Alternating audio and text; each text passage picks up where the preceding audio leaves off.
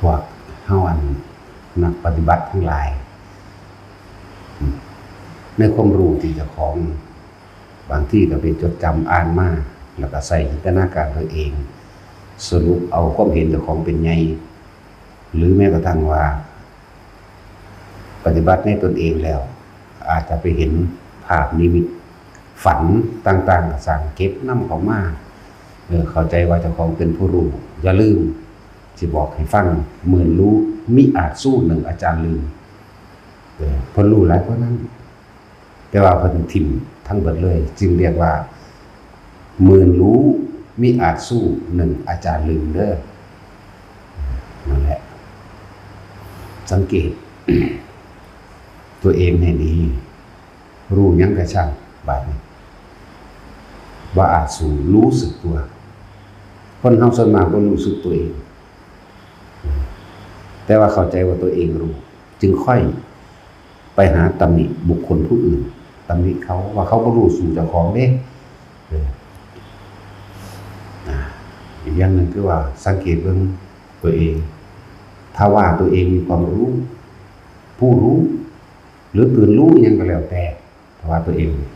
ใส่หลักความรู้ที่จะนำมาเป็นประโยชน์ให้แด่หมู่เหล่าสรรพสัตว์ทั้งหลายได้พึ่งพาอาศัยความรู้แห่งตนดูใสนี่เอาไปเทียบนะคนที่เข้าใจว่าเจ้าของรู้ใสความรู้ที่นำมาเป็นประโยชน์ต่อผู้อื่นใดอยู่ใส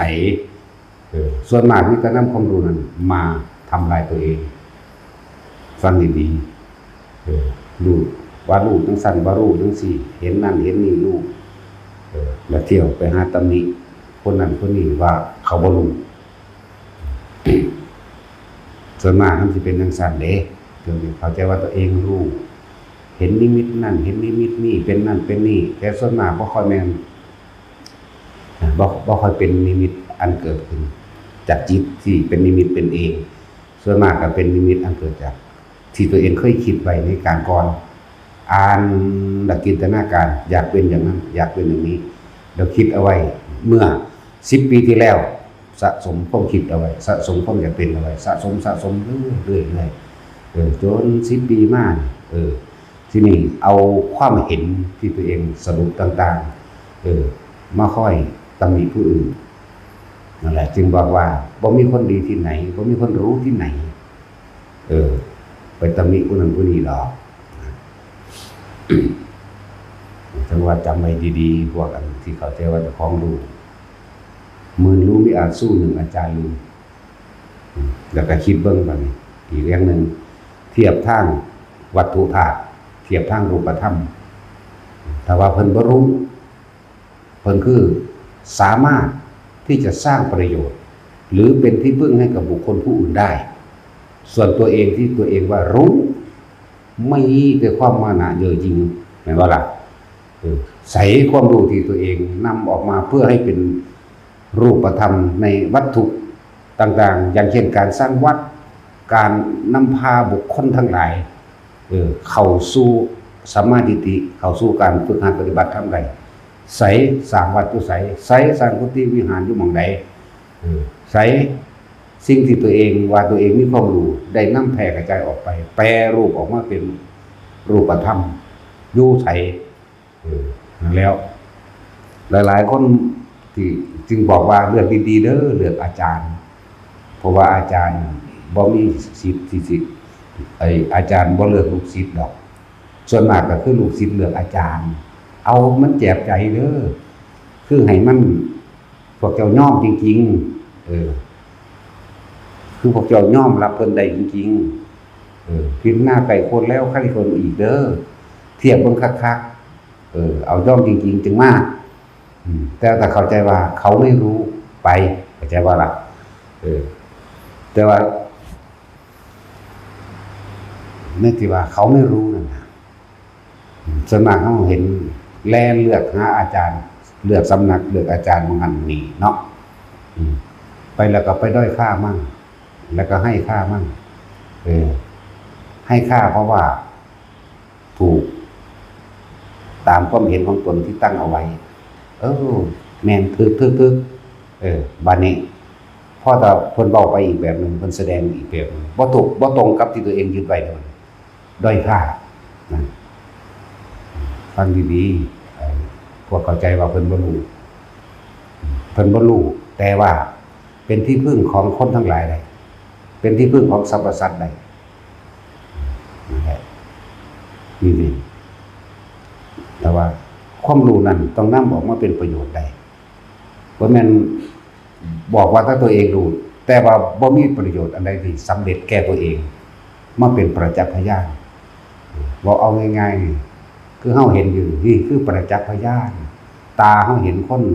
มานั่งฟังธรรมตาเฮาเห็นอยู่นี่ตาเฮาเห็นคนมาทำบุญทำทานอยู่นี่ตาเฮาเห็นเพิ่นสร้างนั่นสร้างนี่ขึ้นมาเพื่อเป็นที่พึ่งพิงอาศัยของคนอื่นทั้งไกลมันของคนทุกข์คนยากมันเทียบบัดนี้แล้วเข้าใจว่าตั้งแต่ของดูโอ้ยบ่แม่นดาวคุณขึ้นรถเมื่อล่ะเข้าใจว่าล่ะโอ้ยจังสั่นจังซี่เว้าไปตัวเองยังช่วยตัวเองไม่ได้เข้าใจว่าล่ะตัวเองยังเป็นที่พึ่งกับตัวเองไม่ได้เลยแล้วมันจะไปเป็นที่พึ่งไผไม่เข้าใจว่าตัวเองรู้นั่นเข้าใจว่าล่ะมันจึงบอกว่าเมื่อรู้ไม่อาจสู้หนึ่งอาจารย์ลืมดอก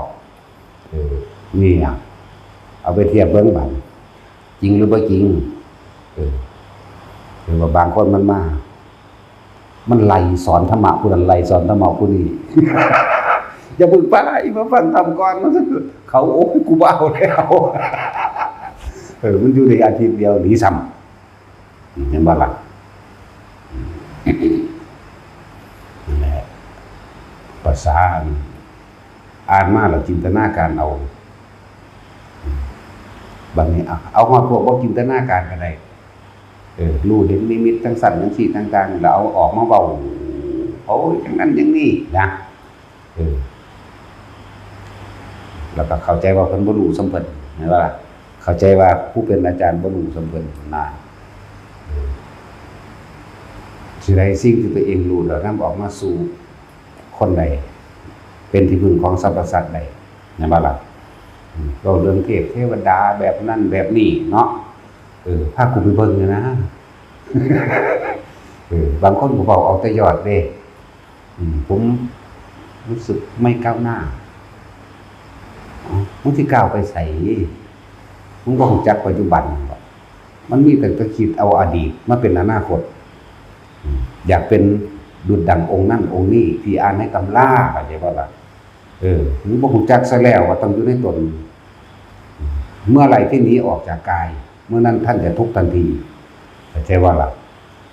เพิ่นก็บอกย้ำอยู่สติปัฏฐาน4กายเวทนาจิตจิตเวทนากายจึงจะเห็นสิ่งทั้งหลายทั้งปวงคือธรรมนี่จึงจะข้ามพ้นออกมาได้ เมื่อไหร่ที่นี้ออกจากกายท่านจะย้ายที่ทุกข์ทันทีเห็นบ่หนีออกคิดไปนั่นแหละเข้ามาหนีออกคิดไปหาองค์นั้นปฏิบัติแบบนั้นองค์นี้บรรลุแบบนี้องค์นี้บรรลุแบบนี้ไปนี่นั่งอยู่ผู้เดียวก็คิดไปอยากเป็นแบบองค์นั้นเป็นอนาคตไอ้ความอยากน่ะคือตัณหามันอยากลักษณะนั้นเป็นมนทิฏฐิเพิ่มเขาเพราะมีการไปเทียบผู้นั้นบ่ดีเทียบผู้นี้บ่ดีคือเฮาบอกถ้าตัวเองดีแล้วอย่าไปตำหนิผู้อื่นเด้อเฮาก็บอกเรื่อยๆอยู่เด้บางองค์ที่มาอยู่ผมอยากตำหนินั่นนี่ใส่เงินแต่ทองเนาะมันกูถือฮอดเพชรอยู่แล้วเงินไผบอกก็เลยว่าตัวเองเมื่อตัวเองปฏิบัติดีแล้วอย่าไปตีผู้อื่นอย่าไปตำหนิติฉินนินทาผู้อื่นไงขณะเฮาจี้จังสิยังบ่รู้ตัวเด้มึงอย่าหนีออกจากกายมึงอย่าหนีออกจากลมหายใจนั่นแหละคือกายอย่าหนีออกจากนี้อย่าหนีออกจากความรู้สึกในกายปีติปราโมทย์อันใดอันหนึ่งเป็นเครื่องอยู่เพราะว่าเจ้าของปฏิบัติดีแล้วผมบ่ใส่เงินและทองเลยแต่ว่าผมใส่อันกาดเอาซั่นก็หาแหงบ่ได้สั่นกาดกับเงินตัวโอ้ยนั่นแหละ บอกเตือนไปอยู่ทั้งใดก็สร้างอย่าไปตำหนิไผเด้อเขาก็บอกเด้มันก็บอกตลอดเลยมันไปทั้งใดก็สร้างอย่าไปหาตำหนิเพิ่นแต่เฮาดีแล้วแต่เฮาดีแล้วอันนี้ดีอีหยังให้ไปหาตำหนิผู้นั้นผู้นี้ว่าผู้นั้นเป็นจังซั่นจังซี่และดีบ่จังซั่นตัวเองกำลังเผาตัวเองนี่นั่นรู้จักบ่ล่ะกำลังเอาการกระทำคำเว้าผู้นั้นผู้นี้เข้ามาเป็นไฟเผาตัวเอง100,000,000%เด้อสิบอกให้เด้อแต่ว่าบ่รู้ตัวทั้งที่จี้ให้ซี่ให้อยู่เด้ถ้าตัวเองดีแล้วปฏิบัติถูกต้องตามพระวินัยดีแล้วจะไปติไผเด้อบ่ผมอันนั้นบังบอกไปอยู่เด้แม่มึงปานนี้แล้วขนาดนี้แล้วกูสิว่าจังไดนั่นแล้วสิไปว่าจังได๋ซะก็มันบ่น้อมเข้ามาแม่มันบ่ล่ะมันบ่น้อมเข้ามาเด้รู้หยังก็สร้างรู้เราไปเกิดใหม่อันพวกที่เข้าใจว่าตัวเองรู้แล้วนั่นแหละจึงบอกเตือนไว้เมื่อรู้ว่าอาจสู่อาจารย์ลืมรู้เราไปเกิดใหม่ก็รู้โลดมันสิรู้ไปหอดใจว่ะเนาะนั่นแหละท่องจำได้ทั้งเบิดแล้วก็จินตนาการเหตุผลตรรกะสรุปด้วยตนเองแล้วเอาไปยืนยันตัดสินผู้อื่นว่าผู้อื่นไม่รู้ว่าผู้อื่นยังยึดว่าผู้อื่นยังแบบนั้นแบบนี้แต่ของเป็นอย่างนั้นกำลังไปติเขานั่นแหละคือความยึดของเจ้าของมันคนละอย่างกันเด้แต่เขาเถียงกับศูนย์หน้าแดงขึ้นหมดมันจะเหลือดีนั่นแล้วแหละคือบอกพูดมาที่แต่เขาจะว่ามันต้องหมดรู้เขาจะว่าถูกเลยกูไม่รู้แล้วก็นั่นแหละเขาจะว่าถูกต้องแล้วนี่เป็นคำเทียบว่าถูกต้องสื่อได้ห้องก็ได้ยืนยันว่าผู้นั้นถูกหรือผิดเด้แต่บ่วางสิมันก็รู้ดูเอามาเทียบตัวเด้อไปก็ดีนั่นแหละถ้าคิดถ้าเข้าใจว่าตัวเองคิดถูกถอนความถูกออกมาซะมันไม่มีผิดไม่มีถูกมันแค่รู้แค่เห็นเฉยๆการเห็นนิมิตยังกระช่างการนิมิตในการเป็นเรื่องเป็นเล่ายังก็แล้วแต่ทิ้งให้หมดอย่านำเข้ามาคิดใหม่ในขณะปัจจุบันนั้นที่มันแสดงออกมารู้เห็นแสดงเป็นภพเป็นชาติมาเลยบางที่เขานั่งเบิ่งอยู่ซื่อแสนชาติแป๊บเดียวล้านชาติแป๊บเดียวแน่แต่เขาบ่เอาจักอันเลยนะเพียงแต่ว่าบางอย่างก็นำขึ้นมาอธิบายขยายความให้ฟังว่าควรทิ้งอย่างนี้อันนี้ควรอันนี้ไม่ควรทิ้งมีตั้งหากเลยล่ะนั่นแหละแล้วพวกกันนิดๆหน่อยๆจับไว้เด้จับไว้ได้นั่นจักว่ามันบ่ทิ่มอดีตเด้จักว่าล่ะเหมือนกันกับเอาความฝันมาปรุงแต่งมันบ่ต่างจากฝันได้นิมิตนิมิตอย่าง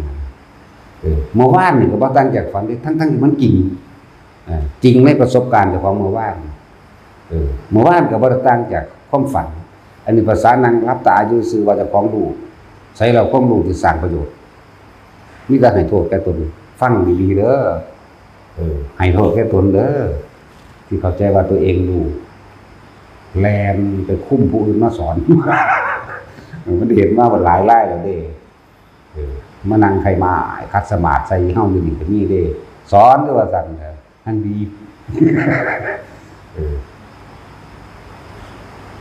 เนี่ยเห็นว่าตีตัวเทียบท่านยกตนยิ่งกว่าคนอีกได้นั่นแต่ว่าสั่นแล้วแต่ว่าสิ่งนี้ก็บ่รู้เฮาก็บ่ได้เฮาอันใหม่เอาอีกบ่ได้อย่างมันเบามันสั่นแล้วเห็นผู้ใดว่าได้เรียนเขาสอนรวดโอ้ยเนาะจะว่าแม่นอีหยังตัวเองยังบ่รอดตัวเองยังเป็นที่พึ่งตัวเองบ่ได้ตัวเองยังบ่เป็นตนของตนบ่ได้ตัวเองบ่ทันว่างจักว่าล่ะแต่ของยังบ่ได้ว่างเลยเด้แต่ว่าเว้าเรื่องปล่อยว่างเรื่องว่างมันบ่แม่นปล่อยยึดจักว่าล่ะมาดูตัวความหลงคลุ้มทั้งเบิดโลภโกรธความหลงนี่คลุ้มไว้เหมือนกับความหลงไอ้ตัวโลภมันก็เป็นชื่อชัดๆเจนเป็นชื่อโลภโกรธหลงนี่คุ้มไว้ดูดังว่า วงกลมสั่นแหละโลภโกรธหลงมีประเภทว่ารู้นั่นรู้นี่แล้วมาเว้าอ้างหมู่นี่ทั้งไปไงเนาะฟังให้มันซ้ำสองเด้อถ้าเข้าใจว่าตัวเองรู้ไหนแหละความรู้ที่เป็นที่พึ่งแด่หมู่สรรพสัตว์ที่แสดงแปลสภาพออกมาเป็นรูปธรรมอย่างเช่นการสร้างวัดอย่างเช่นการนำผู้เห็นผู้คนทั้งหลายลังไหลเข้ามาเป็นมาพึ่งเฮาพึ่งผู้เข้าใจว่าตัวเองรู้นั่นนะแต่ว่าล่ะคือได้สถานที่รองรับผู้คนทั้งหลายสถานที่พักสงเคราะห์คนทุกข์คนยากตลอดทั้งผู้เดินทางไกลผู้ปรารถนาแนวทางการปฏิบัติเพื่อพ้นทุกข์อยู่ใสฟังดีๆอยู่ใสอันนี้มาเว้าเอาความเห็นตัวเองมาเว้าแต่เขาคัดเฉียดนี้แหละนี่แหละจังว่า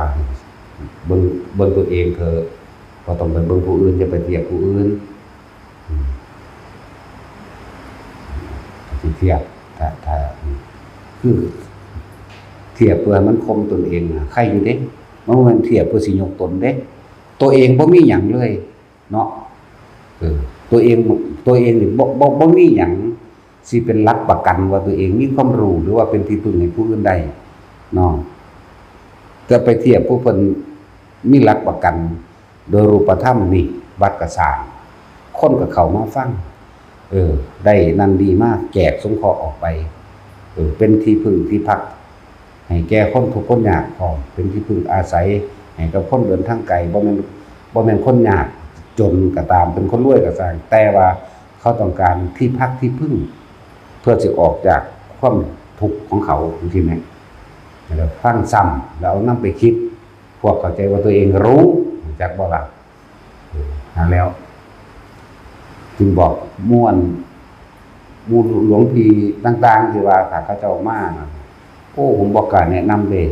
ผู้นั้นจบปทจบธรรมบวชมาแล้วตอนนั้นแต่มันรู้มันแลนมาดอกเฮาก็ว่าจังซี่นั่นคือให้เกิดกำลังใจถ้ามันรู้มันบ่แลนมาดอกมันก็สร้างสำนักมันตัวปันนี่จะแม่นตัวเนาะผู้เขารู้แล้วเขาก็อยู่ตะเขานี่อุปนิสัยวาสนาสิมีต่อกันคนก็แลนเขาเป็นแลนไปพึ่งพาเขาเจ้าเองดอกบ่แม่นแลนมาสอนมาตัดเอาอยู่นี่เข้าใจว่าล่ะเยอะแยะมันอยู่นำเฮาแล้วก็ว่าหยังว่าเฮาสอนบ่ถูกค่อยๆดึงคนออกไปหาเจ้าของนี่คือบ่สร้างเขาเองเห็นบ่ล่ะเฮาบ่หวงดอกแต่มันถูกเฮาบ่หวงดอกแต่มันพ้นได้แต่ว่านี่มันแย่มันก็ว่าเฮ็ดให้ภิกษุแตกกันตัวเองยังบ่อาจสามารถเป็นที่พึ่งตนเองได้เลยแล้วถึงบอกว่าเฮาบ่อยู่วัดไผดอกสร้างเอาเองก็ได้ก็เฮาสร้างตัวเองมาตั้งเริ่มต้นแรกแล้วศรัทธาเกิดจากการได้ยินได้ฟังเกิดจากอ่านของเฮาแต่ว่านั้นเฮาบ่ได้ลงไตเพราะเฮาบ่ได้เชื่อทั้งหมดศรัทธามีจริงอยู่เข้าใจบ่ล่ะศรัทธาอยู่แต่ยังบ่ลงหลอดถ้าเราพิสูจน์ไม่ได้มีปัญหาผมว่าจริตเป็นพุทธจริตต้องการพิสูจน์ศรัทธาจริตมีแบบนี้เพราะคุณมันมีจริต6เสมอกันเบิดบ่มีอันใดอันหนึ่งเด่นขึ้นมาหรอกคือเขาเอาจริตอย่างนั้นจริตอย่างนี้จริตต่างกันบางคนเป็นราคะจริตว่าโทสะจริตคือมีเนี่ยหันราคะก็ดีนะบ่เป็นทอดแต่2สวยงามอย่างเดียวหรอกบัดของบ่งามมันฟาดทิ้งอยู่แน่มันบ่พอใจได้แต่คนเอาของขี้ไหลใหม่เนาะแน่มันก็โทสะจริตนั่นโมหะจริตคุ้มเบิดนั่นแหละไปก็ดีศรัทธาจริตแบบเชื่อไปเลยก็มีอันแนวบ่เชื่อก็มีได้ล่ะแน่แต่ว่าเรื่องจริตเฮาตั้งตนเองขึ้นมาเพราะว่าหยังเมื่อเฮาได้ยินได้ฟังจากพ่อแม่ครูอาจารย์หลายๆองค์ตลอดทั้งการศึกษาในพระไตรปิฎกเชื่อ50เข้าใจบ่ล่ะบ่ได้ยืนยันตัดสินเพราะตัวเองยังไม่ได้พิสูจน์เมื่อตัวเองพิสูจน์ได้แล้ว เป็นคนจริงแล้ว เห็นโดยตนเองแล้วสิเสือบ่เสือกระสานตัวบาดนี้มันจักบ่ล่ะเพราะมันเป็นจริงจึงเรียกว่าศรัทธาปัญญาสองอย่างบวกกันได้บัดความเพียรศรัทธาปัญญาความเพียรร่วมกันเป็นหนึ่งจังว่าผู้ใดสิมาตำหนินินทาผู้ใดสิมาด้อยค่าหรือให้ค่าก็ช่างเฮาบ่ได้สนใจมันหั่นเพราะเฮาสร้างขึ้นมาด้วยตัวของเฮาเองถ้าว่าด้วยตัวของเฮาเองก็เฮาอาศัยปัญญาของพระพุทธเจ้านั่นแหละตัวนี้เฮายกไว้ที่หนึ่งอยู่แล้วถ้าบ่มีพระพุทธเจ้ามันบ่ได้รู้หรอกธรรมะทั้งเบิดนี้ใจว่าล่ะนั่นแหละเฮาศรัทธาเฮาฝึกหัดเฮาฮู้เฮาเห็นด้วยความเพียรด้วยความพยายามของตนออกมาแล้วสละตนเองออกมาบวชได้บวชเฮาก็บวชด้วยความเต็มใจของเฮาเองแล้วเฮาสิแค่ไผนี่เฮาสิแค่ไผเฮาสร้างตัวเองของเฮาเองมาตลอดสร้างตัวเองมาตลอด ตะกี้บ่ทันได้มีไผมาเกี่ยวนี่ล่ะเนาะเมื่อตนเป็นที่พึ่งของตนได้แล้วแน่จึงจักเป็นที่พึ่งของผู้อื่นได้ด้วยฝึกตนดีแล้วจึงฝึกผู้อื่นได้ได้ว่าล่ะอันนั้นบางประเภทที่ว่าฝึกตัวของบ่ทันได้อยู่สิไปฝึกผู้อื่นได้จังได๋ในเมื่อตัวเองก็ยังควบคุมความรู้ตัวเองไม่ได้ได้ว่าล่ะเอาง่ายๆตรงๆความรู้นั่นแหละแล้วมันสิเข้าใจบ่นั่นแหละควบคุมความรู้หยังรู้เห็นต่างๆแล้วก็เกิดอารมณ์อยู่นี่แหละควบคุมตัวเองบ่ได้บ่เป็นส่วนเพิ่นผู้รู้จริงๆแล้วบ่ได้ควบคุมหยังเข้าใจว่านี่บ่ได้ควบคุมหยังก็คือเป็นปกติหลายคนบ่ทันเข้าใจคำว่าปกติอยู่เด้อปกติคือหยังบ่ได้ลิ้นรถคนขวายเอียงอีกเด้คำว่าปกตินี่ศีลปกติจังซี่บอกเพื่อให้เกิดความเข้าใจว่าบ่มีความคิดในการเบียดเบียนทำลายให้ผู้ใดผู้หนึ่งชีวิตหรือทรัพย์สินตลอดทั้งคนและสัตว์หรือตลอดทั้งมนุษย์และอมนุษย์เพราะว่าคำว่าอมนุษย์มันร่วมไปถึงผีสางนางไม้พร้อมเทวดาพร้อมเทวดาหรือที่ยกตัวอย่างว่าทั้งมนุษย์และอมนุษย์เนาะบางคนเข้าป่าไปใส่คาถานี่เริ่มปราบผีนั่นแหละเรียกว่าเบียดเบียนทำลายปราบผีมันบ่ได้ปราบเข้าใจบ่ล่ะเมตตาซึ่งกันและกันพวกเฮาต่างเป็นเพื่อนเข้าใจว่าเพื่อนเกิดแก่เก็บตายด้วยกันทั้งหมดทั้งสิ้นนั่นแล้วนั่นแหละกันผีนี่ก็เป็นความเห็นผิดปราบผีไล่ผีเป็นความเห็นผิดแต่พอละยังสั้นแล้วพวกเจ้าบ่ได้ปกติเด่นเข้าใจคำว่าปกติบ่ยังจะปราบยังจะไล่ถ้าไล่นี่คือว่าถ้าเราปราบนี่คือว่าตัวเองเก่งเนาะสั่นตัวมันบ่เป็นปกติมันซื่อๆเฉยๆบ่มีความคิดนึกอิหยังกับสิ่งทั้งหลายเหล่านั้นบ่มีเขาอยู่ปกติศีลกับปกติใจกับปกติเรียกว่าอันนั้นคำว่าปกติคือบ่ส่งความคิดออกไปหาเรื่องนั้นเรื่องนี้เลยนี่เรียกว่าปกตินั่นแหละอยู่บางๆกลางๆเป็นคำเว้าเทียมเด้ความในนี่ความรู้สึกที่ไม่ใช่ความรู้สึกเรียกว่าล่ะต้องออกบ่ต้องออกอยู่แล้วแต่มันสิแปลไปหน้าใดแล้วเนาะแต่เขาบ่แปลเด้พวกเขาพูดถึงแล้วบ่แปลอย่างอีกจักบ่รู้จักว่าล่ะหมดรู้อสังขตธรรมก็ว่าหมดรู้ก็ว่าดับก็ว่าดับคิดดับเย็นก็ว่าโอ้ยสูนิพพานถึง30สูเด้อนั่นแหละปกติจึงจะเข้าใจปกติเตือนพวกเขาใจว่าตัวเองรู้ตราบใดที่ตัวเองยังไม่สร้างตัวเองได้ที่ว่าสร้างตัวเองได้เฮาสังเกตเบิ่งโลดถึงเบิ่งผู้เขาเจ้าเป็นตัวของตัวเองแล้วเป็นที่พึ่งของตัวเองแล้วตลอดทั้งเป็นที่พึ่งแห่งสรรพสัตว์หรือของบุคคลผู้อื่นได้ด้วย เพิ่นฝึกตนดีแล้วเพิ่นจึงฝึกผู้อื่นได้ด้วยและสังเกตเบิ่งเพิ่นอยู่วัดเพิ่นแต่ใจบ่ล่ะเพิ่นบ่อยู่วัดผู้อื่นเพิ่นสร้างขึ้นมาโดยลำพังตนเองสร้างนี่เพิ่นบ่สร้างความเกี่ยวของเป็นผู้มาสร้างศรัทธามาสร้างเข้าใจบ่ล่ะตัวเพิ่นเองเป็นปกติอยู่ที่ไหนก็ได้ไม่มีที่อยู่เข้าใจบ่ขึ้นอยู่กับความว่างของเพิ่นแล้วแต่บุคคลทั้งหลายที่เกี่ยวของซึ่งกันและกันมาก็เลยสร้างบุคคลผู้มีศรัทธาจะเป็นผู้สร้างเพิ่นบ่ได้ไปแสวงหาจัดหาเด้มันมาเองโดยมีอุปนิสัยรวมกันเคยกระทำเคยมีความสมดุลรวมคิดน้ำกันมาก่อนมีวาสนารวมกันอย่าว่าละมีบารมีรวมกันอุปนิสัยวาสนาบารมีนั่นแหละเหตุปัจจโยก็เลยอารัมมณปัจจโยสิ่งทั้งหลายทั้งปวงจำเกิดแก่เหตุฝังเข้าไว้ในจิตใจในความรู้สึกอารัมมณะจากอธิปฏิปัจจโยเป็นใหญ่สหชาตปัจจโยเกิดพร้อมกันเจ้าล่ะเป็นสิ่งที่ร่วมกันกับว่า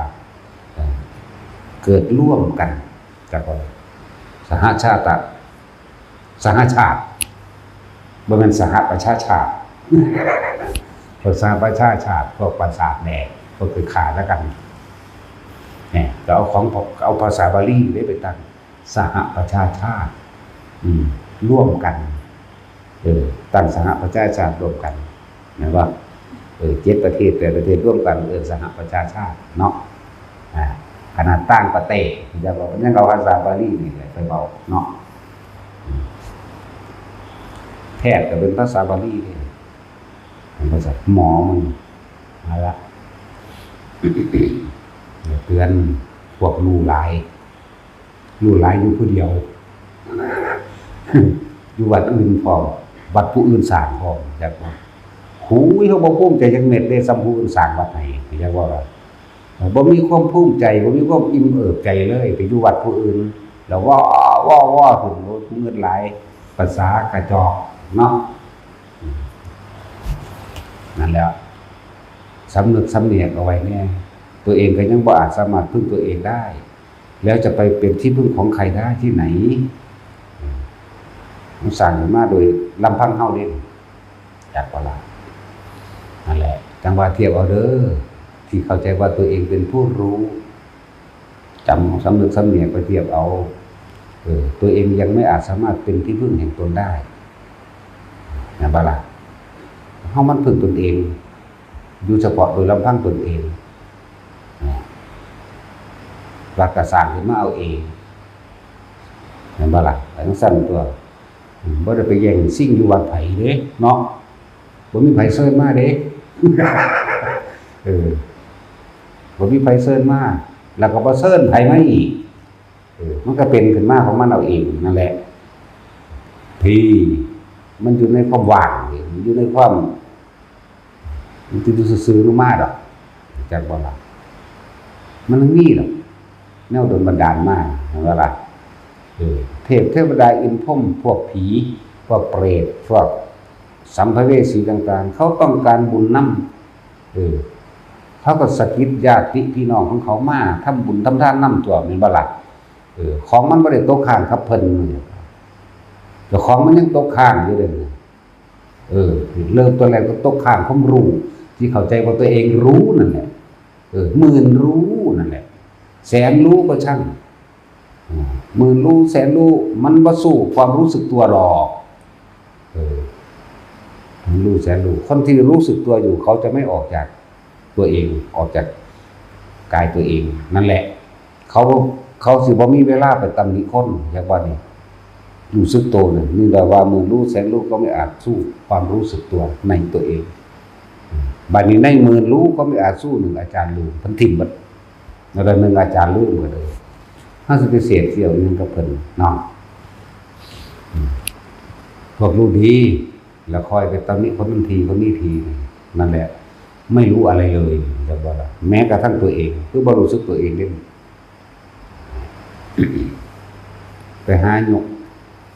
วาทกรรมต่างๆจากผู้นั้นผู้นี้มาบอกเนาะทีนี้ได้แล้วเขาบ่สั่งได้วาทกรรมจากผู้อื่นวาทะตัวเองนี่แหละเพราะด่ากันด่าโคตรพ่อโคตรแม่หมดเด้เนาะแต่บวชก็บวชมาเอาเองตัวแม่นว่าล่ะศึกษาในตัวเองบวชมาเอาเองเกิดศรัทธากับศรัทธาของเจ้าของเองทางสั่นตัวปัญญาคือความเพียรของเจ้าของเองอันเป็นประสบการณ์ของเจ้าของเองที่เด้ปัญญาบ่แม่นไปจำมากกับไผเด้แต่ก็อาศัยจังว่าล่ะอาศัยประปัญญาอาศัยพระแนวทางที่พระพุทธเจ้าตรัสเอาไว้บอกสอนเอาไว้แล้วเฮ็ดบ่เชื่อจักเม็ดถ้าสิเว้าเรื่องบ่เชื่ออ่านไปนำเถียงไปนำจังว่าล่ะแต่ว่าในความบ่เชื่อพิสูจน์เด้ไม่ได้จังสั่นซ้ำลูกพอแหลกแหลงเอามาเก็บมาคุยมาปากมาบอกโอ้ยลูกไปเกิดใหม่สู้สิลูกลูกเถอะที่ลูกนั่งได้กับลูกไปเถิดถ้าลูกไปเกิดใหม่ลูกเกิดอยู่ตลอดล้านสงไข่แข่งสู้ลูกไปสู้สิลูกหลายปานใดเนาะมีกันจ้ะนั่นแหละเตือนว่าถ้าว่าเจ้าของรู้นะตัวเองยังบ่เป็นที่พึ่งของตนเองเทียบเบิ่งตัวเองยังบ่มีอีหยังเลยในผลงานในสิ่งที่เป็นที่พึ่งของผู้อื่นใดนะบ่ล่ะตัวเองก็ยังพึ่งตัวเองบ่ได้แหมมันบ่เข้าใจเลยพึ่งตัวเองมันยังไปตำหนิคนนั้นคนนี้คือมันต้องพึ่งลมหายใจตัวเองนี่พึ่งตนเองนั่นแหละมันรู้แสนรู้จะรู้มากเพียงไหนก็ช่างสู้รู้สึกตัวเดียวไม่ได้มันยังบ่ออกจากโตมันยังนิ่งแต่ว่านี่วันนี้เหมือนรู้ก็ไม่อาจสู้หนึ่งอาจารย์ดูเพิ่นทิ่มนะเพิ่นนำมาบอกให้ฟังซื่อๆเด้เสื้อบ่เสื้อก็สร้างแล้วก็บ่ได้เงินเนาะปฏิบัติท่านถึงไหนของบางมันก็ต้องอาศัยเวลาเครื่องนำพิสูจน์ตัวเองนำตัวแค่ของยินได้ยินได้ฟังมาเอาเทวาพิสุดังบวชเหมือนกันเพราะท่านพ่อเดือนครับตอน7 มื้อครับอยากอรหันต์แล้วมันเป็นจังได๋อรหันต์มันบอกเนาะมันเป็นจังได๋หนอนะมันลอยองค์ลงอยู่บ่ในความหมายของเขาเนาะพระอรหันต์นี่ต้องเป็นไปตามที่เขาตั้งไว้บ่พระอรหันต์นี่ต้องบ่ยิ้มบ่หัวบ่กินข้าวเนาะหรือพระอรหันต์ต้องหออยู่เรื่อยหรือพระอรหันต์ต้องรู้ทุกอย่างบ่พระอรหันต์บ่รู้จักอย่างเด้รู้จักบ่เพราะมันบ่รู้ทุกอย่างดอกนั่นแหละเมื่อรู้ก็มีอาจสู้อาจารย์ลืมมันน่ะเพิ่นนำสิ่งทั้งหลายเหล่านั้นว่าอันนี้เป็นประโยชน์นำออกมาพูดอันนี้ไม่เป็นประโยชน์ก็ไม่พูดนี่ตั้งหากพระอรหันต์น่ะหมดรู้อย่างว่าบ่แม่นไปยึดในความรู้พระอรหันต์ต้องตอบได้ทุกอย่างพระอรหันต์ต้องรู้ความคิดคนทุกอย่างบอกผู้รู้หลักเราเรื่องกูบ่อยากรู้โลดเขาเจ้ามีวิธีเขาเจ้ากำจัดของเจ้าเองดอกเนื่องซั่นนั่นแหละต้องรู้จักเบิดบอกต้องรู้จักสัตว์นี่เกิดตายแบบไหนบอกต้องรู้จักความคิดผู้นั้นผู้นี้บอกนั่นบ่ต้องสิเป็นแบบนั้นต้องเป็นแบบนั้นบอกโหยยากกว่ากูเป็นแมงเด้เนาะกูเป็นยากกันนะยากเนาะแต่ในความคิดของเขายากต้องลอยอยู่เลยต้องหออยู่เลยบอกหรือบ่กินข้าวต้องเว้ามวนๆคุณโยมบอกแล้วแต่หีแมงเด้อนั่นเนาะแต่ก็ตำนี้มาเด้อจะไปใส่บาตรให้มันแดกกูบ่แดกก็ได้หรอกกินข้าวเทวดามันก็ได้บ่ได้สะทกสะท้านเลยนั่นแหละประสบการณ์ที่เฮาเองเป็นเองประสบมารู้มาเห็นมาโดยลำพังตัวเฮาเองอะไรจังว่ากูไปอดอยู่ในป่านี่โดน 3-4 เดือนสู้เห็นน้ำกูบ่แม่นบ่ล่ะแต่เฮาบ่อยากเว้าแต่ก็เว้าบ่ได้อยากเว้าแต่ก็เว้าจักบ่ล่ะย่างเข้าดงเข้าปูเข้าป่ายุ่งกัดหังเถื่อมันนั่งลงแล้วแม่งอยู่หมาเต็งอยู่ก็มีจังว่าล่ะ แม่งลิ้นหมานี่นะฮอดย่ำซื่นๆออกมาโลดเต็มอยู่มันก็มากินขี้เครือไข่เฮานั่นแหละแม่งลิ้นหมาดีแต่ว่ามันบ่เข้าดังเข้าปากเข้าหูมันก็มาสุดฮอดคอเลยนั้นคือตัวนี้บ่ขึ้นแล้วบ่เลิกขึ้นมานี่ก็แปลกอยู่แล้วแต่มันสิเข้าเด้อจังซั่นของมันบ่ได้ตั้งใจของมันบ่ได้ฮู้เด้ตอนที่มันเป็นบ่ล่ะมันสึงลึงมันบ่รู้เลยออกมาแล้วจังเว้าได้เวลามันเข้าของมันเองอ่ะมาต้องมาเคลียร์ออกตัวบัดเคลียร์แม่งลิ้นหมามันแต่หิวว่าการจี้แมงกินได้เนาะเนาะตัดสินเฮามันหิวงั้นกินหอดแม่งลิ้นหมาพุ่นเด้มันบ่กินจังเทื่อดอกเคลียร์ออกกระดอกไปเกี่ยวเท่าๆกัดกินแมงด้วยคือกันแล้วมันหิวเว้ยไอ้สิฮู้ดอกของแมงไอ้กีกมันแมงออกมาขอแมงอันนั้นจักแมงบ่ได้นี่กีกกินตัวอ่อนๆมันก็เฟี้ยนๆแน่ดอกเพี้ยนก็กินมันกินได้มันสิตายจังว่าจังซั่นแล้วนี่เฮาไปประสบบ่เป็นจังซี่เฮาสิเงินไผล่ะว่าล่ะมาคอกมันก็บ่ได้มีได้อยู่เทิงภูเขาคักๆหรอกมันมีแต่ทั้งตีนผู้นึงเด้แต่ก็เป็นหม่องเด้ว่ามันมีของมีทั่วไปมาก้นโคกมาต้องแรงมาข้าวสารเนี่ยแสดงว่าตัวแต่มันหิวมาแล้วโอ้ยกล้วยปลาฝาดคือสิตายฝาดปีอย่างว่าผู้ใดบ่เคยกินไปกินเบิ่งเด้อฝาดแบบปีนี่มันธรรมดาเด้แหกคอคือหยังแหกคอขึ้นฮอดหัวสมองมันธรรมดาว่ะแล้วบ่พอมันสิตายมันบ่ได้มีหยังเด้ปั่นกินเอาปั่นกินเด้นั่นน่ะจักว่าเอาก้านมันหักออกมาดอกปั่น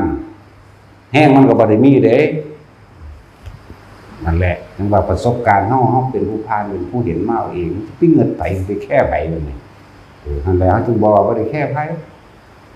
บ่ได้เงินผู้ใดขนาดนั้นแหละพอใส่พวกว่าบ่ฮมวนบ่ล่ำแล้วลงหาหีแม่นี่บ่แม่นว่าซั่นคือเขาบอกหมู่บ้านเนาะบอกผู้หญิงเว้าลุงหำไม่ทิศหำบ่แล้วก็ต้องว่าพระหำปูหำว่าเขาบอกล่าหมกหีแม่มึงบอกสั่นแล้วอันแหละมันถือว่าได้รูปท้ายอันเว้าผู้ใดข้อขาดอยู่บัดนี้มันว่าสั่นมีผู้ใดสีกออกเป็นสิ้นอยู่บ่เอาไปสวดอยู่นะแต่สิใส่ผักแพรวเนาะก้อยตับมันกินมันสีออกมาโลดมันจังมาก็อ้อมใส่ผักใส่เลยแต่มื้อนี้คือสิเล็บเมื่อยมันนอนซะเล็บเมื่อยให้นี่บ่ได้เสี่ยวมันก็แล้วกันน่ะสิคนไหนเห็นหมู่เพื่อนสิใจมันตั้งมั่นบ่แห้งตากายบ่ทันไหวซื่อเด้อเคยเห็นเคยดับคือมันจะเตือนหรอมันดับเทื่อเดียวมันก็ชิงอยู่เลยโลดนอกนั้นก็เห็นผีเห็นหยังมันก็เห็นมันถามหลวงพ่ออันผีอันมันคือเป็นขยับมันคือมีขาเดียวอุ้ยมันพิการมันพิการตัวมีขาเดียวมันเต้นไปจังได๋เต้นให้เบิ่งพร้อมเด้แบบนี้มันได้เด้แล้วก็เข้าไปใส่เข้าไปนี่มันก็สิไปเด้เข้าไปก้อนหินอันนี้แหละว่าจังซั่นแล้วพิการมันก็หัวมันก็ซ้ำนั่นแหละไงสิยังเข้าเสามันก็เห็นเด้เขาคือย่างเข้าบ่ได้เงินมาอยากเข้าเขาเป็นสุขเขาเข้าบ่ได้ตัวมันมีประตูนั่นแหละเขาก็มันก็เก่งอยู่เด้อย่าว่าเก่งเด้แล้วถูกฟ้ามือรู้ไปยะเลยธรรมดาเขาฝึกตนของเขาเองถ้าเป็นเด็กน้อยมันบ่ทนสึกหนีบ่ได้มันบ่ล่ะถูกฟ้ามืออยู่เรื่อยเด้บ่ได้ตีค่อยๆเด้ดังปียะบ่เด้นั่นแหละภาษาบาดมาเทียบกับคนบางคน แค่เฮาเตือนกันกลับใจนิดๆนึงเครียดหรอกเนาะนี่แหละพวกผู้รู้แล้วว่ารู้เหล่านี้เพราะว่าบอกว่านักปฏิบัติทั้งหลายผมจะเดี๋ยวนี้ออกจากกายเด้ออันนี้ออกจากกายแสดงว่าง่ายมองทุกข์แม้นไปเท่าหน้าตามดงตามป่ากระสานไปเที่ยวไปตามผู้ตามเขาความคิดของเจ้าโอ้สิเฝ้าไปบ้านนั่นสิเฝ้าไปบ้านนี้ทุกปั๊ดง่ายมองทุกปั๊ดแต่เวลาเล่งไม่ล่าใส่ยานคำยานมืดมึงดูเนี่ยออกจากกายก็เด่นแต่อยู่ในกายเฉพาะรู้ลมหายใจเขาออกหรืออยู่ในอาการปิติปราโมทย์อันใดอันหนึ่งนี่บ่ทุกข์แล้วก็คือมีสติรู้สึกตัวพร้อมแล้วบ่ได้สั่งพบพร้อมได้จากว่าบัดสิตายมาใจสิขาดคนเข้าสู่ลมหายใจคือเก่าเสี้ยวขณะเดียวใจขาดตายก็ลมหายใจดับเลยจากว่าจังสั่นแล้วเลยจังบอกว่าพวกเจ้าจะไปแสวงหาอยู่ไสมันบ่ได้อยู่ข้างนอกความว่าปล่อยว่างมันบ่ได้อยู่ข้างนอกคำว่านิพพานบ่ได้อยู่ข้างนอกคำว่าดับเย็นคำว่ากิเลสนิพพานมันบ่ได้อยู่ข้างนอกเด้พอเข้าไปคิดหาข้างนอกแล้วก็บ่อยู่นำครูบาอาจารย์นี่บ่ได้อยู่นำผู้ที่ตายไปแล้วหมายถึงพระอรหันตเจ้าทั้งหลายมีพระพุทธเจ้าเป็นต้นแล้วก็ว่าอยู่นำผู้ที่ท่านบ่ได้เกิดหมายถึงพระพุทธเจ้าองค์หน้าเข้าใจบ่ล่ะมันบ่ได้อยู่มองหันจังซั่นแหละความคิดของเจ้าของเองแสวงหามองหันมองนี้มันไปเกิดใหม่เบิดแล้ว คือตัวเองว่าคือในลมหายใจนั่นแหละมันนั่งเห็นเองหรอกแต่พอไปก่อนดีว่าดีจะเอาคำบอกห้องนี่แหละไปปรุงแต่งได้บัดว่าแต่ของเฮ็ดเป็นมันสั่นเด้เห็นแต่ของหายใจกับเห็นแต่ลมหายใจกับเห็นความคิดกับอีกอันนึงรู้นี่เอาไปเว้าบัดบ่จังได๋ก็บ่ถือถ้าเจ้าของบ่ถึงถ้าเจ้าของบ่เป็นเองจักว่าล่ะจึงบอกว่าเกิดยังขึ้นก็สร้างเด้อพวกเจ้าให้เข้าสู่ลมหายใจก่อนส่วนอาการปิติต่างๆที่บอกว่าให้เป็นเครื่องดูอันนั้นเป็นจุดสังเกตความรู้สึกเห็นตนคือไม่หนีออกจากกายยังหนังมันก็อยู่ในคำว่าอุเบกขาเวทนาเป็นความรู้สึกที่เฉยๆเพราะจิตไม่คิดไม่นึกถึงบุคคลสัตว์สิ่งของอารมณ์จึงไม่ไปเกิดกับบุคคลผู้อื่นรู้สึกพอใจกับเขามั่งไม่พอใจกับเขามั่งในคนนั้นในสัตว์นั้นในสิ่งของนั้นในอากาศนั้นในดินนั้นในน้ำนั้นในลมในฝนในฟ้าเข้าใจบ่ล่ะฟ้าพางสิแหละอะไรครับเขาก็ยังนี่แหละจะบอกว่ารู้แสนรู้ล้านยังกระสังสู่รู้สึกตัวเดียวไม่ได้พวกเจ้ารู้ทั้งหลายแล้วนั้นรู้ไปเกิดใหม่แต่รู้สึกตัวนี่มันบ่ทันได้มีหมู่เกิดเลยจากบ่ล่ะสั้นแหละรู้สึกโตนั่นแหละอย่าลืมว่าอันตรายทั้งหลายนะของหมู่เราสรรพสัตว์ทั้งหลายอันตรายทั้งหลายไม่ได้เกิดจากภัยแห่งสงครามไม่ได้เกิดจากความอดอยากแห้งแล้งทุกพิขันตรภัยสัตว์ทั้งตรภัยทุกพิขันตรภัยไม่ได้เกิดจากโรคร้ายต่างๆเรียกว่าโรคคันตรภัยไม่ได้เกิดจากอสุรีบาภัยฟ้าผ่าไม่ได้เกิดจากอุทกภัยน้ำท่วมใหญ่ไม่ได้เกิดจากวาตภัยลมพายุสารตันลมพัดบานพัดใดลมพายุสารตันไม่ได้เกิดจากสิ่งทั้งหลายเหล่านั้นไม่ได้เกิดจากธรณีภัยแผ่นดินถล่มไม่ได้เกิดจากสิ่งนั้นจากอะไรไม่ได้เกิดจากความแก่ไม่ได้เกิดจากความเจ็บไม่ได้เกิดจากความป่วยไม่ได้เกิดจากความตายอันตรายทั้งหลายสิ่งที่น่ากลัวที่สุดคือการเกิดจะบอกถ้าเกิดแล้วสารพัดภัยในการเกิดทั้งหลายที่เรามาทั้งหมด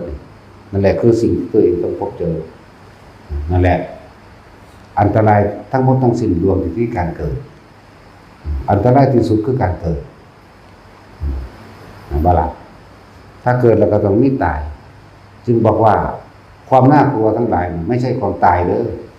มันจะตายด้วยโรคยังก็แล้วมันจะตายด้วยวิธีการใดก็ตามอันตรายที่สุดคือการเกิดนั่นแหละเหตุจังได๋สิบ่เกิด ฝึกฝนเอาเองตัวเองก็ประเภทส่งจิตออกนอก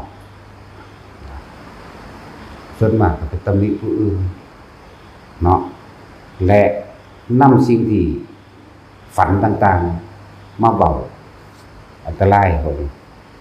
พอปลดเบามีอารมณ์ปนโดยพร้อมก็คือเป็นภพสร้างภพแล้วจะรู้ว่าคนเฮามันไปสร้างภพไว้ก่อนที่จะของตายเองถ้าว่าจิตมีที่ตั้งเป็นอย่างไรความคิดถึงบุคคลสัตว์สิ่งของนั่นเลยว่าจิตไปตั้งอยู่แล้วมีการคิดด้วยว่าปรุงแต่งอยากให้เป็นไปอารมณ์เกิดนั่นแหละพบได้เกิดขึ้นแล้วจิตมีที่ตั้งแล้วล่ะตั้งอยู่สั้นเพราะนั้นการที่จะเกิดเลยมันต้องบ่คิดวิธีบ่คิดเพิ่นก็สอนสู่มือนั่นแหละพระพุทธเจ้าสอนมาก่อนเฮาอีกลมหายใจอานาปานสติแปลว่า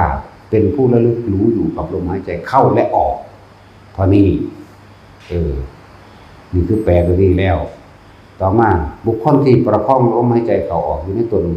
ไม่มีออกจากลมหายใจเข้าออกคือกายอันหนึ่งเวทนาจงเกิดเวทนานี่เฮาหมายเอาเวทนาในเวทนาคือความรู้สึกที่พอใจหรือไม่พอใจและอุเบกขาเวทนานั่นแล้วกายเวทนา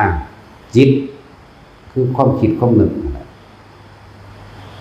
กายเวทนาจิตในจิตก็คือความคิดนั่นแหละทีนี้ถ้าเฮาควบคุมมันได้เรียกว่าเป็นผู้มีสติจึงเรียกว่าสติกำกับจิตหรือสติรู้เท่าทันความคิดแต่ต้องอาศัยกายลมหายใจนี่แหละคือกายในกายอันนั้นเมื่อเฮารู้กับลมหายใจแล้ว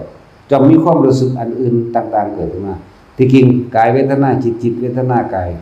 เกิดขึ้นพร้อมกันนี่แหละแต่ว่าเพิ่นบอกเรียงลำดับซื่อๆเด้ฟังดีๆเด้อเฮานั่งเบิ่งลมปุ๊บความคิดอันอื่นไล่รอบนั่นแม่นบ่ล่ะบ่แม่นแตะกายสิเกิดจังซี่เพราะว่าจิตมันคุมหมู่อยู่แล้วเพราะทุกอย่างเกิดจากจิตรวมที่จิตรวมอยู่ในสัญญาอารมณ์แห่งความรู้สึกต่างๆมันรวมอยู่หม้องนี้ปึ๊บรวมอดีตมาไว้นี่แล้วอนาคตท่านเกิดมีใครรู้หรอกเอาบอกง่ายๆมีผู้ใดรู้เรื่องหน้าอยู่ว่าสิเห็นหลวงพ่ออันนี้มีใครรู้เรื่องหน้าอยู่ว่ามองนี่สิเป็นบัดมีผู้ใดรู้อยู่บ่มีแต่เอาอดีตไปปรุงเอาซื่อตัวเนาะนั่นแล้วเฮารู้อยู่คือเฮาเฮ็ดถนนซีแพคไว้แล้วแม่นบ่เฮ็ดถนนไว้แล้วเป็นหยังเฮาก็เฮ็ดให้มันเป็น4เลนมีไผฮู้ความหมายอยู่บ่มีผู้ใดฮู้แถมสัญญาณเขาว่าอีกเนาะย่านเขามาว่าย่านเขาตำหนิโอ้ยคนมาเห็นซะเนาะว่าอ้าวก็เฮ็ดให้คนเห็นเนาะถ้าหมาเห็นมันบ่ได้มีประโยชน์หยังเด้ถ้าหมาเห็นบ่มีประโยชน์เด้ถ้าคนเห็นสิมีอยู่อย่าตลาดสั่นเด้อเห็นหรือยังบัดนี้ว่าเพิ่นเฮ็ดเพื่อหยังเห็นแล้วบ่คิดออกบ่บัดนี้ตัดสินคิดออกแล้วบ่จังซั่นล่ะเดี๋ยวมองคนสิมาทำบุญบ่เห็นบ่ทั้งท่านตัวคนเต็มอยู่ทั้งข้างถ้ามีแต่สะพานถนนอันเดียวนี่รถสิแล่นได้หม้องใดล่ะนี่ตรงนี้ไว้เพื่อรถแล้วมื้อนี้ก็เพื่อคนมาทำบุญทำทานแล้วจอดรถไปพร้อมเป็นบ่ล่ะจังซั่นล่ะย้านแต่เขาว่าเขาบ่ได้มาเฮ็ดซอยเด้นี่เนาะเพื่อเฮาฝึกหัดปฏิบัติมาด้วยตัวเฮาเองแต่ว่ามีคนว่าบ่แม่นบ่ถือแม่นบ่ซั่นเฮาเป็นผู้เห็นเอาเองเฮาสิไปเงินหยังบัดเนาะแต่เฮาบ่โตสั่นๆแหละถือบ่ถือแม่นบ่แม่นก็เป็นเรื่องของเขาสิบอกว่าบ่เป็นเรื่องของเขาแต่ว่าสิ่งที่เฮานำออกมาว่าถ้ามันเป็นประโยชน์กับเราบ่เป็นประโยชน์กับเราจริงๆเฮาบอกทั้งสองโทษและประโยชน์บ่ตีคู่กันเลยเพราะโลกนี้เป็นถ้ำคู่ผิดกับถูกอยู่นำกันบุญกับบาปอยู่นำกันแต่ว่าได้กับเสียอยู่นำกันสุขกับทุกข์อยู่นำกันนั่นแหละสอนให้ไปนรกก็ได้นี่ล่ะเนาะสอนไปนรกก็ได้สอนไปสวรรค์ก็ได้ไปนิพพานก็ได้ซั่นแล้วสิยากหยังหลักของคนก็พึ่งพื้นแล้วก็ไปตัวนรกก็เลย ดูเขาเกิดความเคยชินด่าคนมีบรรลุถึงโมโหตาดูตาแดงเขา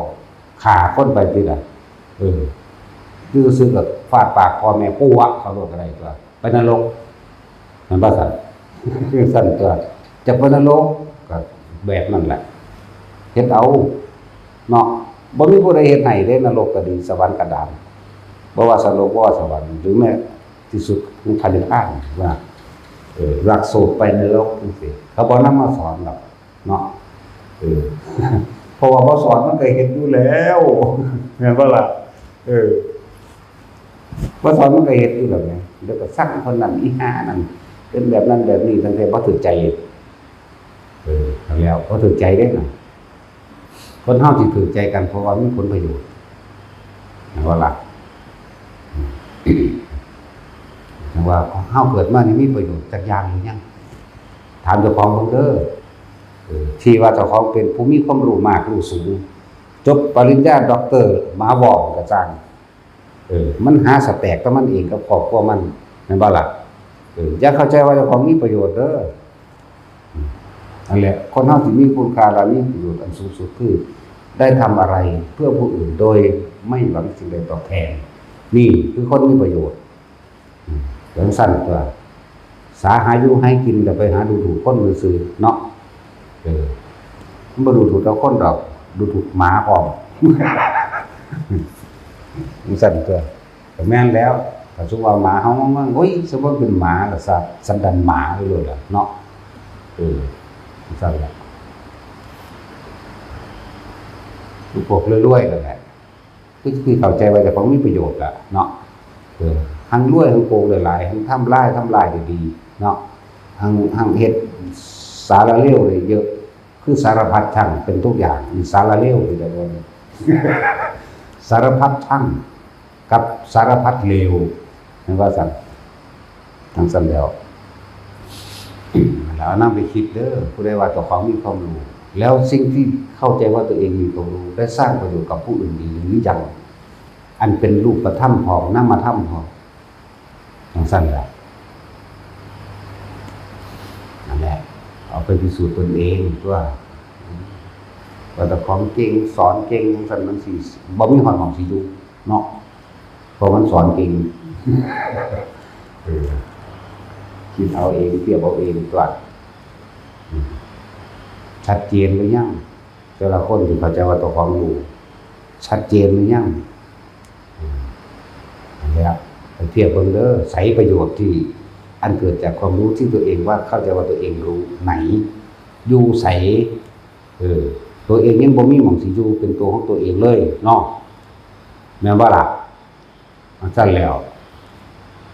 เขามันเฮ็ดเอาเองเบิดสุอย่างบ่ดิ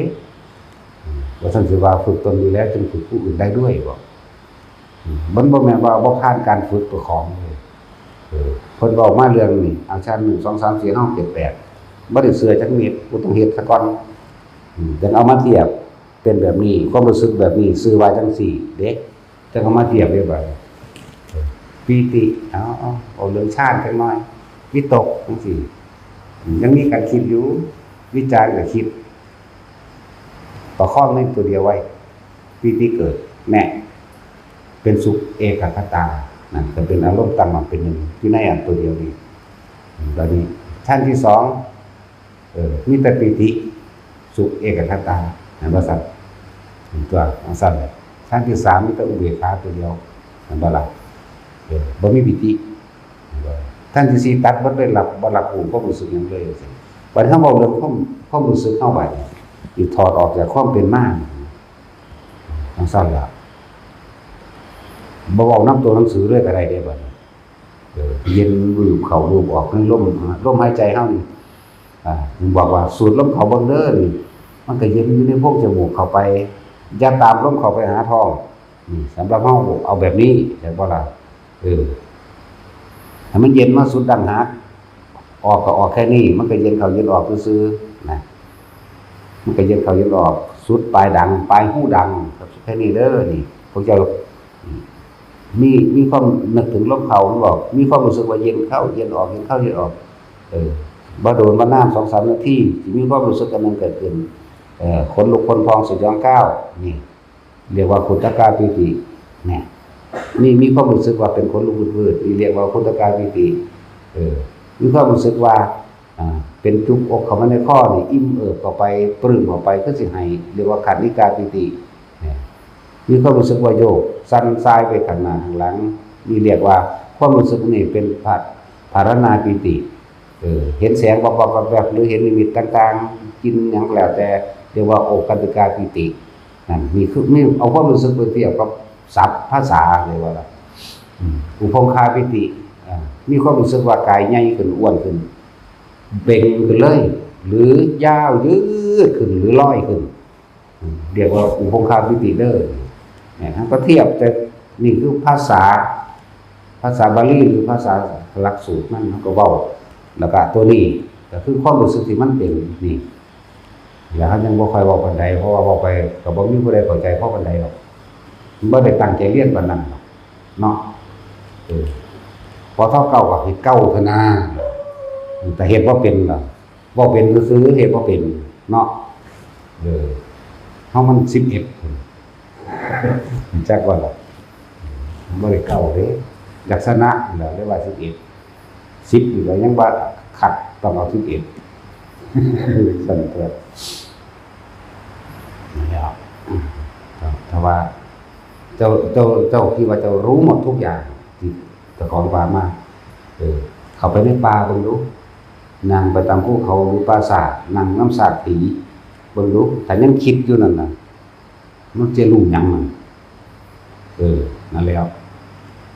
คือหลายๆคนท่องจำมาพวกพุทธวจนะจะนี่ยังท่องจำมาแบบนั้นละนั่นที่จูงแขนกันทั้งภูเขามึงสิพากูไปไสนอแค่นี้ความคิดว่าสิพากูไปไสนอนนั่นมันละบอกแม่นว่าละบาดแค่นั้นนึงเด้นั่นแหละความผิดหรือว่าความถูกมันบ่ได้อยู่นำตำราเด้ความผิดความถูกต่างๆมันบ่ได้อยู่นำอาจารย์พร้อมมันอยู่ที่เจ้าของเขาไปสัมผัสได้เห็นได้เจ้าสิละได้หรือว่าละได้ก็เป็นเรื่องของเจ้าเด้อย่าบ่ล่ะแต่ว่าก็ต้องอาศัยตำราและอาจารย์นั่นแหละมันหลวงปู่ดุลเราคิดเท่าไหร่ก็ไม่รู้เนาะต่อให้ยุบคิดนั่นแหละถึงรู้แต่ก็ต้องอาศัยความคิดแน่งงบ่ล่ะแหละตำรากับอาจารย์เนาะต้องอาศัยความคิดหาคนรู้จากตำราและอาจารย์แต่ว่าโดยตำราและอาจารย์จดจำได้แล้วคิดเท่าไหร่ก็ไม่รู้ความจริงนะบ่ล่ะต่อให้หยุดคิดนั่นแหละจึงรู้เนี่ยสั้นแล้วเอาว่าอันนั้นคือตำราและอาจารย์เป็นความจริงมันคิดหาผลมันปาพานิพพานเป็นจังไดหยุดคิดเป็นจังไดอารมณ์ความรู้สึกต่างๆบอกโดยชาติ1 2 3 4 5 6 7 8เป็นจังไดคิดตัวใดก็บ่ฮู้หรอกจนเพราะว่าอานาปานสติเบิ่งเฮ็ดเบิ่งกันน่ะเฮ็ดได้ว่านี่ลมเย็นเข้าออกอยู่นี่เขาเรียกว่าความรู้สึกขึ้นขนลุกมั่งอันนี้มั่งนั่นมั่งปีที่เฮาเป็นเลยหาอย่างก็แล้วกันว่าซั่นสิเว้าได้บ่เลยหาอย่างมันบ่รู้ธรรมดานี่มันลอยจะวัดเฉวียงไปทั่วทิศทั่วแดนลอยไปฮอดเหนือน้ำจิตไปบ่ได้เลยแต่เป็นความรู้สึกเรียกว่าบางทีมันวุบไปหายใจในน้ำก็ได้เป็นความรู้สึกเรียกว่านั่นแหละจนหมดวิธีว่าอย่างนั้นหลายแบบ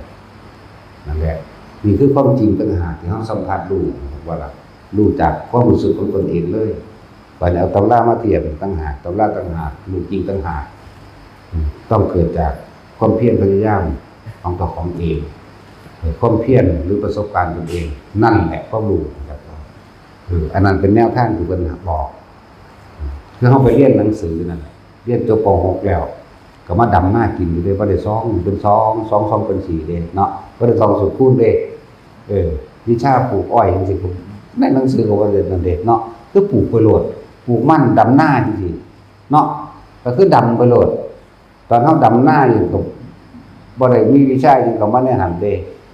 เดี๋ยวก็ยุ่งกัดเดี๋ยวก็หินกัดเดี๋ยวก็พวกมันลกกาทอบบ่ดีเนาะขาดหัวโกนพี่ความจริงมันจักว่าล่ะ สั้นตัวจบปริญญาตีโทเอกดอกหมากระซังนั่นแล้วความจริงมันตัวเองทีเด้เขาไปเรียนนั่นเอาเหมือนกันกับพวกเรียนจบสูงๆนั่นแหละสิได้ประโยชน์จากการที่ตัวเองไปเรียนมาเพราะมันเอาไปหาดูถูกคนหมายถึงว่าละบางคนจบปริญญายังกระชันไปดูถูกผู้บริเรียนแต่เขาคันเฮ็ดหน้าขายเข่าก็ได้ขายแตงโมก็ได้เนาะเลี้ยงงัวเลี้ยงควายขายงัวขายควายขายฝุ่นก็ได้แม้ว่าสั่นขายมานั่นนี่ก็ได้เพราะเขาใส่กำลังของเขาทั้งหนึ่งนี้เห็นว่าได้ละเป็นสมัครงานทางใดบ่เหมาะสมกับเงินเดือนบ่เหมาะสมกับความรู้เขาเริ่มมาหลับสั่นก็ตั้งหาความจริงชีวิตจริงทางเราก็ต้องไปตัวเยอะตัวย่านเราไปเรียนสูงเรียนมันบ่สูงอย่างดอกพึ่งตนเองได้ปลูกเขากินเองเป็นปลูกมะแตงโมกินเองเป็นปลูกฮู้ปลูกม่วงปลูกกินเองเป็นปลูกฟักปลูกหญ้ากินเองเป็นตึกแหใส่เบ็ดกินเองเป็นนี่ต่างหากของสิรอดเข้าใจว่าล่ะนี่แหละมันอยู่ได้นะนั่นแล้วนี่อย่างนึงมาเทียบระหว่างผู้มีความรู้กับผู้บ่มีแต่ว่าผู้รอดได้เข้าใจว่าล่ะผู้บ่ขอไผภูมิใจกว่ากันเนาะสัตว์เหมือนกันแหละกับเฮาบ่อยู่วัดให้เด้อผู้สร้างเราเองแม่นบ่ครับภูมิใจกว่ากันบ่ครับไผสิมาเว้าหยังให้เฮาก็บอกไปแม่ภาษาบอกบ่เห็นเนาะสัตว์ตัวมันภูมิใจกว่ากันบ่ซั่นนั่นแหละบ่ได้อยู่วัดพ่อวัดแม่ไผได้วัดผู้สร้างเราเองแม่นบ่ล่ะนั่นแล้วนั่นแหละถึงบอกว่าตนเป็นที่พึ่งแห่งตนแล้วจึงเป็นที่พึ่งแห่งผู้อื่นได้ด้วยนั่นแหละความรู้ที่เฮามีนี่ที่ก่อเกิดเป็นรูปธรรมและเป็นประโยชน์ต่อทั้งมนุษย์และอมนุษย์เองมนุษย์นี่ก็เห็นอยู่นี่นั่งอยู่เดียวนี่หรือฟังทั้งบ้านมนุษย์นั่นแหละรู้สึกว่านั่นหมาบ่ฟังเด้เนาะแต่ว่าก็ว่าแน่ฟังเหมือนกันหมาก็ฟังธรรมเด้หมา4ตัวอยู่นี่มันฟังธรรมเด้ขี้เกียจก็ฟังกับแย่ก็ฟังนั่นนี่ก็นั่นมันมาฟังธรรมเด้นั่นอันนั้นหลวงพ่อเฒ่าเด้นั่นรู้สึกเดี๋ยวปู่ศรีสิแท้ตอนนั้นบ่อันนั้นแหละกับแย่ของแท้เด้นั่นซั่นล่ะเป็นบอกมันบ่ค่อยฮ้องเด็กกับแย่มันยันรบกวนธรรมะเห็นบ่นี่แต่จุ้ยเราได้เห็นบ่นั่นก็นั่นแล้วต่อไปสิปู่ศรีบ่แทนมันคือเรื่องพวกขวางถ้ำเขาบอกหยังมากัดจันนี้ความนั้นความนี้ใช่บ่นี่แหละเอิ้นว่าเสียงปิดโทรศัพท์เด้อจะแทรกขึ้นมาเด้อหรือว่าจะมาขัดนั่นนี่เด้อจังว่าล่ะมันสิต้องออกกันนะก็ต้องเลยแหละแล้วซั่นล่ะแต่มึงอดเอาเด้อสร้างมึงตายแล้วทำมึงได้ไปสวรรค์มึงก็จำกระแสเสียงธรรมนี่ไปนี่แหละมนุษย์และอมนุษย์ก็เลยฟังอยู่นี่แหละบอกจริงๆดินี่เห็นว่าบอกจริงๆว่าได้บอกปลอมโอ้เขาบอกปลอมจักมันสิเป็นจังไดเนาะบ่แม่นพลาสติกนะคือบอกว่าตาซิอาหารปลอมคืออาหารที่ทำด้วยพลาสติกเนาะแต่ว่าคำว่าปลอมจังเป็นได้เลยเป็นคำๆอะไรเนาะแล้วกับแจกับฟังบางตัวมันตกมาตายต่อหน้ามันจะปีละ2 ปีละมั้งสิโตมันตกมาตายต่อหน้าห้วยบักฮานี่เท่านั้นเป๊ะก็มาตายซ้ำโอ๊ยแต่กระสังมันเราไปสวรรค์อยู่แล้วพวกนี้สิไปใส่พวกนี้ตอนลาเฮาเดี๋ยวนี้กับแจไปสวรรค์ตัวนึงอยู่พุ่นอยู่วัดตกปกใส่ต่อหน้านั่นแหละตัวอยู่วัดทิพย์ก็ดีเดี๋ยวมันก็ต่อของมันอยู่เด้พวกนี้ก็อยู่นี่ตกใส่หน้าแจจริงๆเฮาบ่จำเลยแต่ว่ามันบอกให้เฮาจำ มันมาสะกิดให้เราเป็นตัวอย่างให้คนฟังอยากอายกับแก่ไงเด้อ 2 3มาเด้กับแก่ขี้เกียจเลยหลายแล้วล่ะ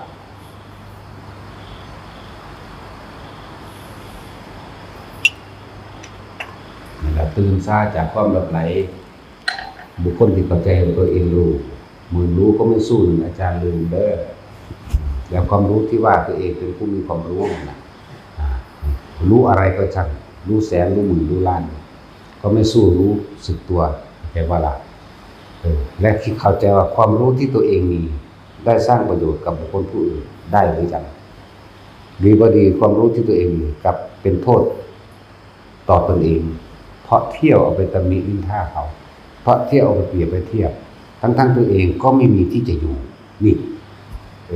ชัดเจนประนั้นตัวเนาะแลนสอนเข้ากับแลนมีคือกัน